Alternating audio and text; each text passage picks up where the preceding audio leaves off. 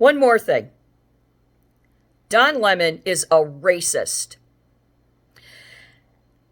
Back in the day, the white sheet-headed Klan would raid black churches in the South, torture, torment, rape, unalive, and disappear the black parishioners in those churches and burn those churches to the ground. Sometimes they'd even lock the churches from the outside and burn the black people inside their black churches. They were violating the First Amendment, where people have the right to peacefully exercise their religious practice. It is protected under the law. What Don Lemon and his racist posse of pigs did on Sunday was raid a predominantly white church. There were people of color in that crowd of parishioners, young, old, it didn't matter. There were Hispanic people there. There were a lot of people in that church. It was a diverse congregation. And these stupids went in there and raided and disrupted that church service exactly like the Ku Klux Klan did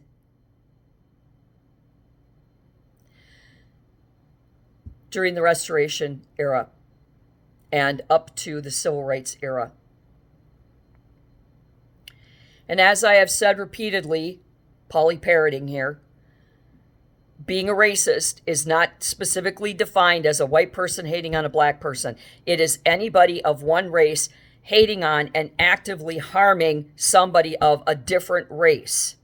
Don Lemon is a black man who hates white people because he got fired for offending a woman on national television who just happened to be a white lady. And they would have fired him whether she was Hispanic, black,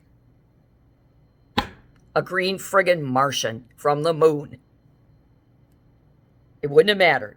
It was, but because he will not accept responsibility for his pitiful, thin-skinned, infantile action, he's going to be mad at the man, Big Brother, the white man, because he thinks that he's been harmed, when in fact it was his big fucking mouth and his ego that got him in trouble. And the fact that he's a misogynist. He hates women. Now he's a misogynist and a racist. And I saw the video of him getting in that man's face. He was towering over that man, physically terrorizing that minister.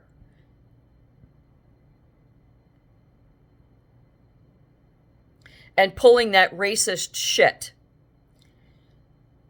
Hands up, don't shoot, which of course we know has been debunked 40 million thousand fucking times since Michael Brown was allowed himself to be killed because he refused to comply. But also he was saying, oh, you gotta put your hands on me, you gotta put your hands on me. He was pulling that Nazi psychobabble that really bad, abusive people do.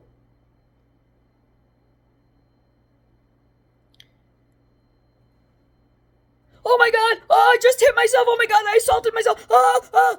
It's that kind of shit. What that does is that diverts or attempts to divert those who are present from your criminal actions, from your unconscionable racist Nazi actions, and place it somewhere else to distract people from the fact that you are a bad person doing bad things.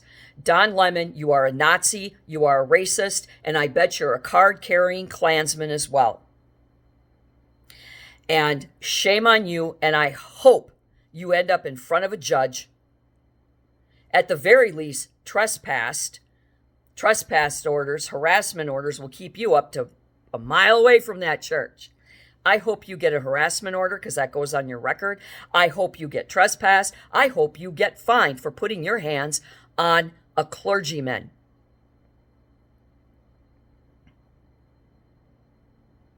And remember, it's not just anybody that you touch.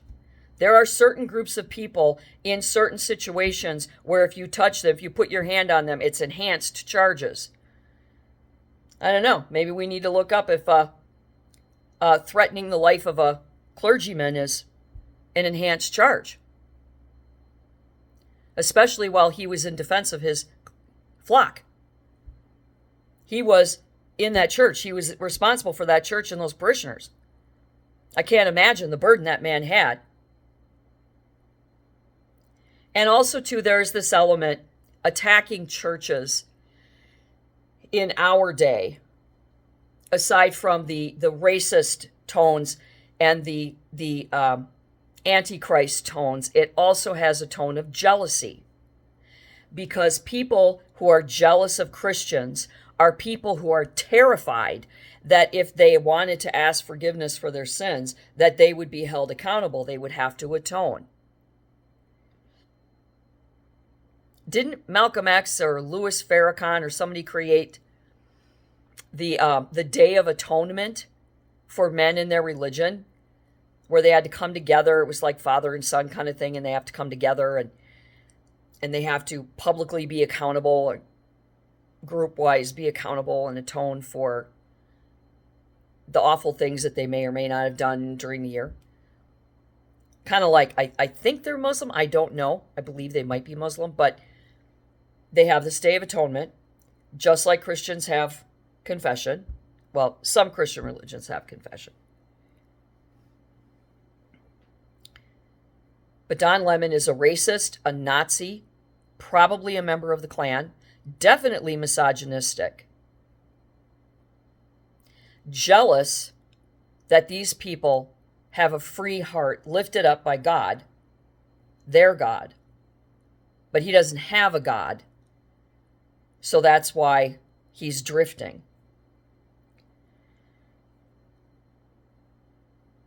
There's a film out from, I don't know, maybe 15, 20 years ago, called The Apostle. And it was about a man who believed that he had been overwhelmed by the Spirit of the Lord, and that he was an apostle of the Lord, and he was traveling around. And there was a man, I think the man might have been played by Billy Bob Thornton. No, wrong movie. Anyway, this man was hating on the church and angry at the church because of something that happened in his life. And he actually brought a bulldozer to bulldoze the church down because he was so mad at God for something that happened. Mad at God. So he was going to bulldoze the church down. Of course, how constructive is that, right? Because for one thing, you'll go to jail. For another thing, you'll never, probably in your lifetime see that church rebuilt, but the church will get rebuilt. Because Christians are, above all, very resilient people. So Don Lemon he's drifting spiritually, and he's mad at the man. Mad. And he's also exploiting the Somali community, the immigrant community of Minneapolis, and all of the regular people that are born and raised Americans, native Minnesotans living in Minneapolis. He's exploiting a very, very explosive situation to get clicks on social media. That's how low this misogynistic pig is going. Don Lemon, you are not even human in my eyes. And I don't care if you were pink with blue polka dots. It's got nothing to do with the color of your skin. It's got to do with the color of your character. And your character is racist, Nazi, Klan, misogynistic, and petty. Go away and don't ever come back to Minnesota, because Minnesotans don't want you here. You're a stain on our city streets. And until next time, do good and be good.